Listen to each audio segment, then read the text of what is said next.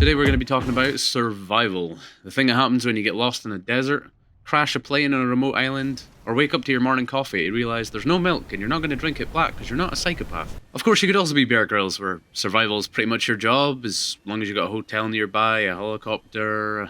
But, you know, as a Duke of the Scouts, you can do whatever you want. Is it Duke? It's, okay, he's like the leader, he's like the leader of the Scouts. Hold on, I need to look this up. There's a name. He's like the leader, but I don't know what it is. Grand Regent? Emperor of the Scouts? Okay, so he's the Chief Scout. Okay, that's like super boring.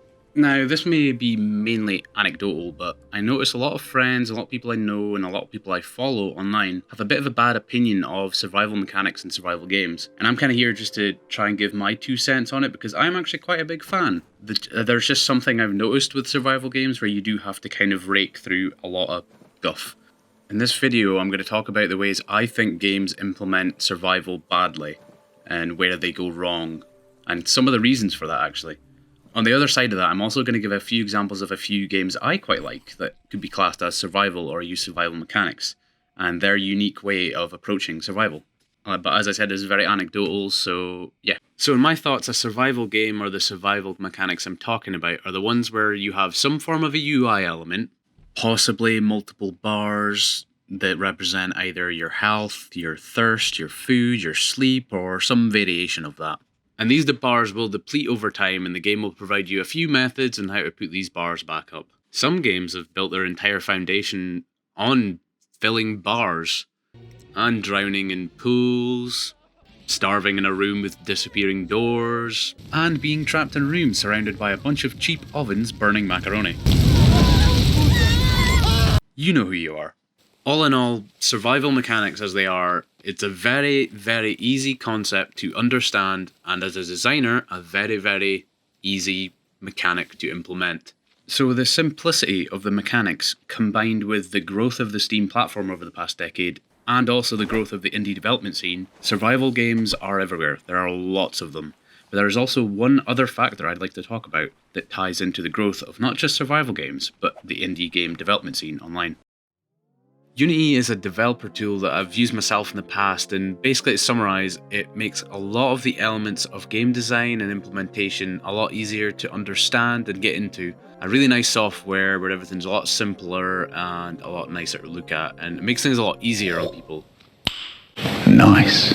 So, generally speaking, the combination of an easy developer tool and an easy gameplay mechanic to implement and understand created a fucking shitstorm of water-guzzling hunter-gatherer simulators plaguing the indie development scene. But what in my opinion is the problem with how everyone is implementing these mechanics, and why it's generally given most people a bad feeling whenever they see that tag, because nearly all of these games do survival itself a disservice. I would like to give you 2 games that give you 2 different approaches that in my opinion are good ways to do a survival game.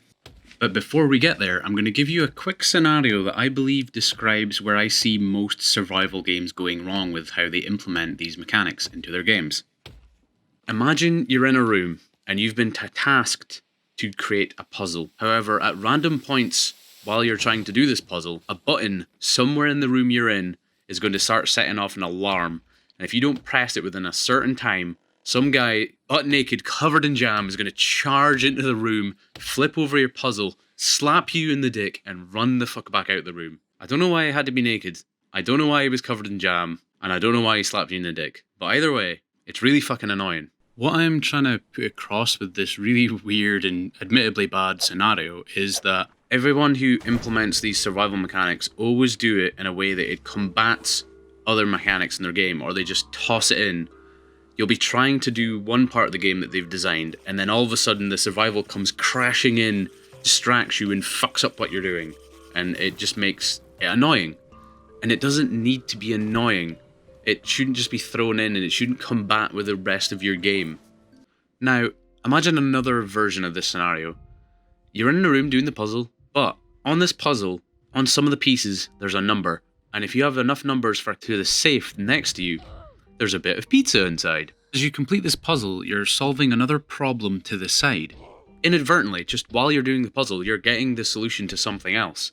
This strange hypothetical scenario, I believe, summarises the gameplay mechanics of a little game called Subnautica.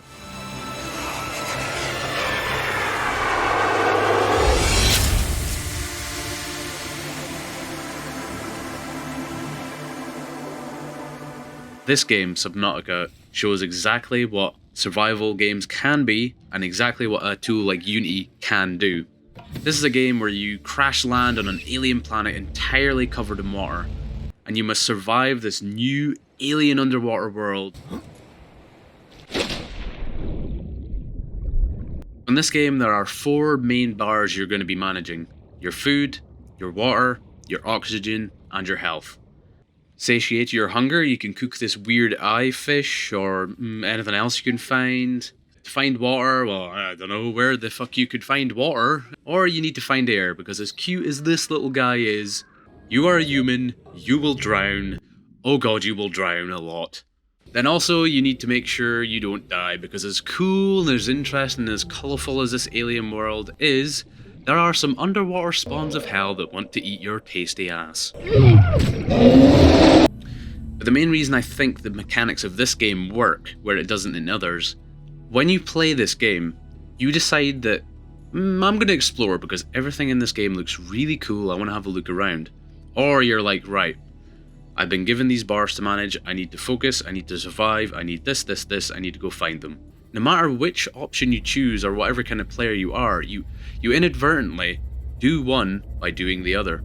For example, you're having a look around and you see some really cool ship debris, so you're like, oh cool, I'm gonna go have a look. Oh, I found a water purifier. I'm doing survival. Maybe you're at the point where you want to go find some copper so that you can build some wiring for a tool you want to make. Oh, you found a cool new biome, let's have a look around. Oh cool, more things that want me dead. Further study recommended. As you try to solve one puzzle, one problem, one mechanic, you are inadvertently doing something else.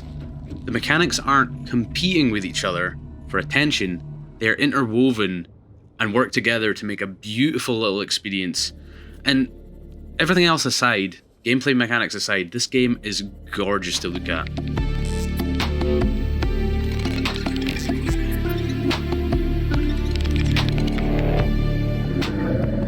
Now, there is another way to approach survival games, so let's go back to my very stupid and weird puzzle scenario. So sometimes you just are sitting in front of a really good puzzle. It's got a really cool picture, the pieces are made really well, it's got really smooth inserts, is that what they're called? You know, like the nipples on the end? You know what, from now on, I'm calling them puzzle nipples. Really smooth puzzle nipples. This, once again, very strange scenario is to help summarise the gameplay approach of the next game, The Long Dark.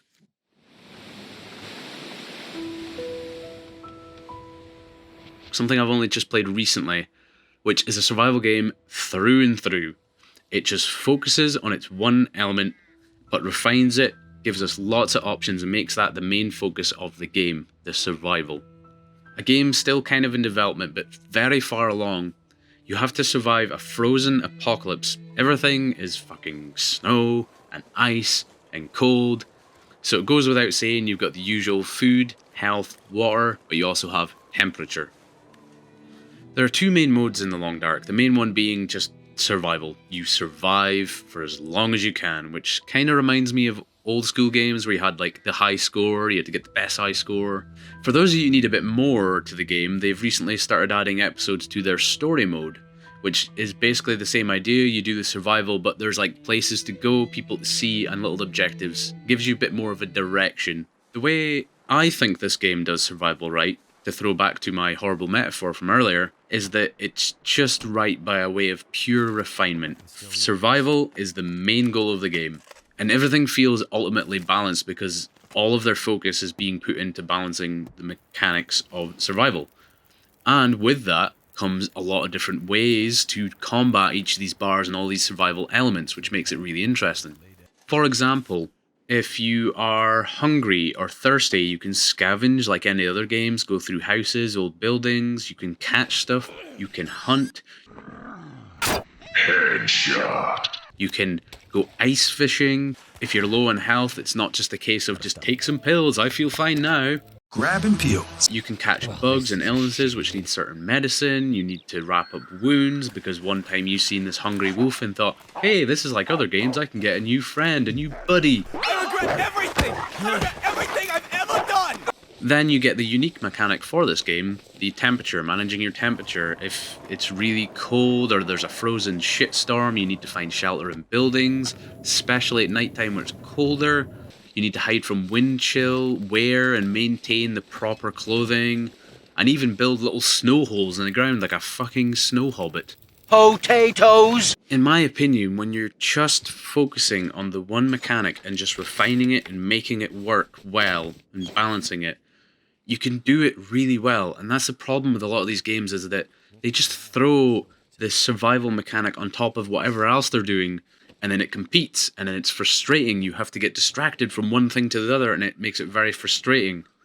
So these two games, I think, summarize two neat approaches that really do survival a good justice. You either focus on it, or you neatly weave it into your game.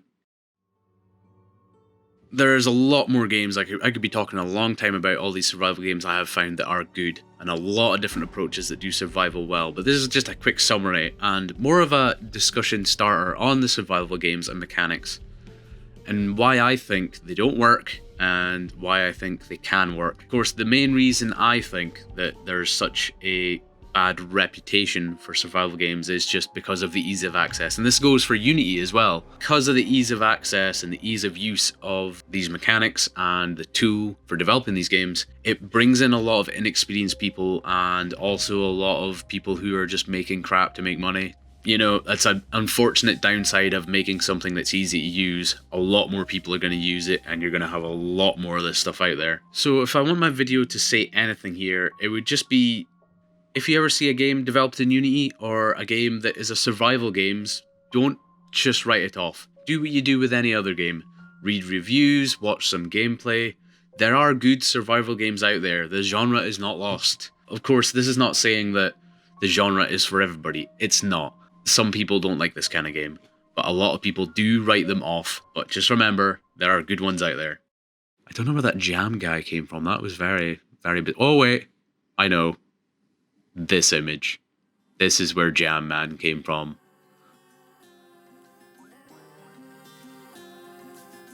Thank you very much for watching. I hope you enjoyed. Of course, everything in here is a lot of opinion based and very anecdotal. Take it all with a grain of salt is what I'm saying. And mainly this is just kind of to start a conversation. Maybe you guys know some survival games I haven't tried. I should check them out. I guess I'm just occasionally throwing thoughts from my brain out into the world. So yeah, I apologize ahead of time.